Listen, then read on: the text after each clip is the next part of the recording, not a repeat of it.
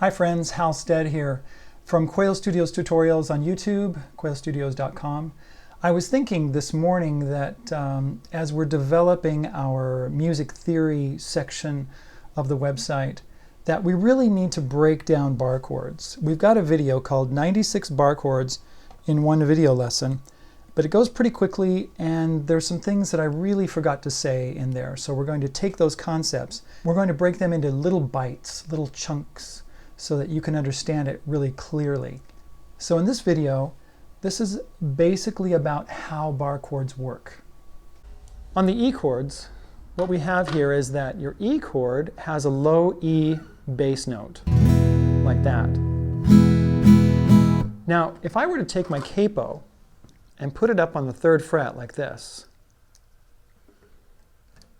all right, the low E bass note that I'm playing now is actually a G. You know, when you play a G chord, it looks like this, right? Well, that's a G note. When you put the capo on, then this note turns into a G. And if I play this chord right here, guess what? It looks like an E chord, but it's really a G chord, because the low note is a G, and this is actually a major chord. So when you're playing a bar chord like that, when you're playing any chord, like the E chord, that's a major chord, and whatever the name of the note is on this low string, this low E string, is going to be the name of the chord. So if I change it to G like this, that's a G chord. If I go up to the 5th fret, the note on the 5th fret there is A, and it's going to be an A chord. It looks like an E chord. Okay, the same thing happens with a bar. What we do is we have this E chord like this, but if we want to do a bar, instead of putting our capo on the 3rd fret, we just change fingers. We're going to play the E chord with our 2nd, 3rd, and 4th fingers like this. And then, if we take our chord up 3 frets, and then put our finger where the capo was, then we have a bar chord. The name of this note is G, and that's a G bar chord. Now the shape is an E shape. Some people call this an E bar chord. I find that to be a little bit confusing because really this is a G chord, and it looks like an E chord, and so to say this is an E bar chord on the 3rd fret, it's a G chord, it sounds confusing to me. I was looking at a book one time, I have a book, called Chords and Progressions for Jazz and Popular Guitar.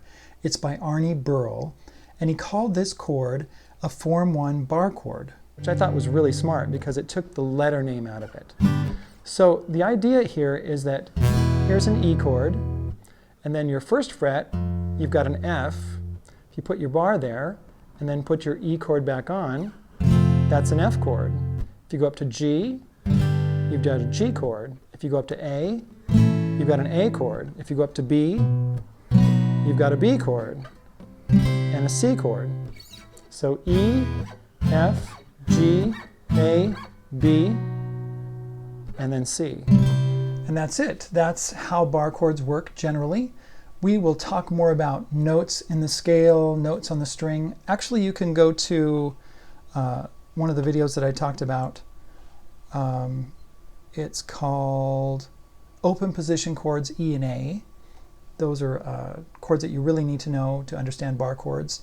And also learn the notes on the E and A strings. So I'll put those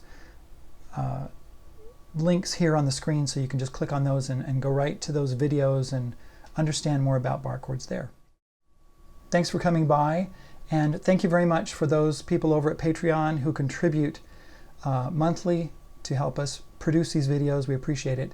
And for those of you who can't afford $1 a month or $10 a month or something to help us over at Patreon, just click on the ads on right below over here on the right side of this video and click on some ads, and that will help to fund these videos. Thank you very much.